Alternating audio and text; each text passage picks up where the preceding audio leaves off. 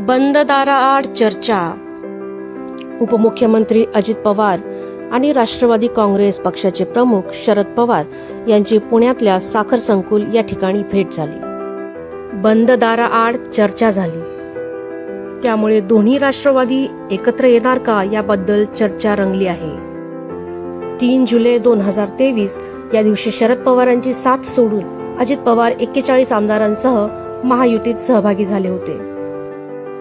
त्यानंतर 2024च्या नोव्हेंबर महिन्यात महाराष्ट्र विधानसभा निवडणूक पार पडली. लोकसभा निवडणुकीत सुप्रिया सुळे खासदार झाल्या, तर विधानसभा निवडणुकीत अजित पवार यांच्या पक्षाचे 42 आमदार निवडून आले.